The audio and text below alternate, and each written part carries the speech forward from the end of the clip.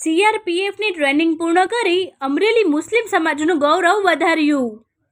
નમસ્કાર, ગુજરાત 24 ન્યૂઝમાં આપનું સ્વાગત છે। જોઈએ આજના મહત્વના સમાચાર।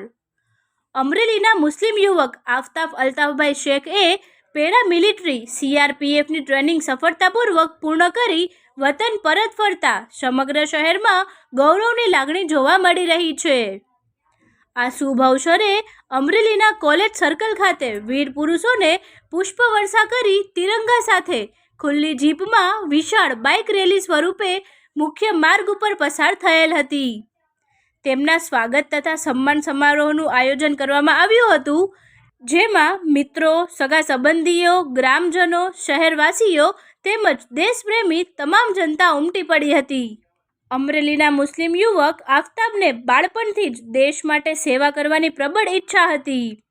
નોંધનીય બાબત એ છે કે તેમણે કોઈ પણ પ્રાઇવેટ સ્કૂલ કે કોચિંગ સેન્ટરમાં તાલીમ લીધા વગર પોતાની મહેનત, સંકલ્પ અને દેશભક્તિના ભાવ સાથે આ સિદ્ધિ પ્રાપ્ત કરી છે।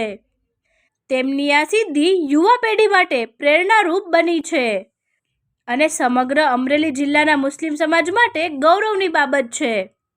આફતાબે જણાવ્યું હતું કે એક વખત સાચા મનથી પ્રતિજ્ઞા કરીએ એટલે કોઈ પણ કામ, કોઈ સફળતા જરૂર મળે। ફરી મળીશું નવા સમાચાર સાથે, ત્યાં સુધી જોતા રહો ગુજરાત 24 ન્યૂઝ। અમારી ચેનલને લાઇક, શેર, સબસ્ક્રાઇબ કરી સહકાર આપવા વિનંતી।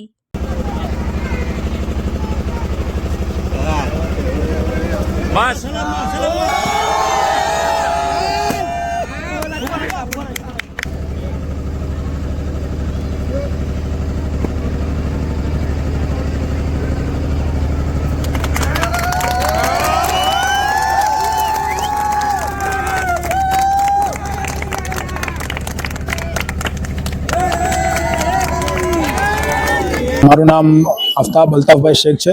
હું કસ્બાવાડ અમરેલી ગામથી આવું છું। આગળ હું પહેલેથી જ મને શોખ હતો, બચપનથી જ મને શોખ હતો, દેશ પ્રત્યે પ્રેમ હતો અને હમણાં હું વડીલોની દુઆથી મારી સીઆરપીએફની ટ્રેનિંગ પૂર્ણ કરી મારા વતન પરત ફર્યો છું। હાલ મારું posting Durgapur GC West Bengal છે અને મારી કંપની મણિપુર ડિપ્લોયડ છે। मैं जोधपुर आरटीसी जोधपुर सीआरपीएफ मध्ये मैं ट्रेनिंग पूर्ण करी। अच्छा, पहला અહીંયા કે લોકલ લેવલે કે ટ્રેનિંગ લેતા કે આપને વિચાર કેમ આવ્યો?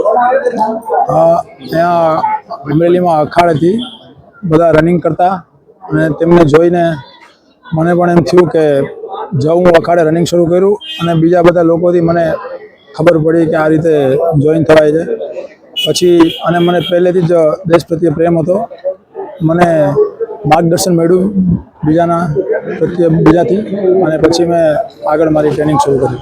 જોઈનિંગ પહેલા અંદાજે કેટલા સમય તમે આ મહેનત કરી હતી? કેટલી ટ્રેનિંગ?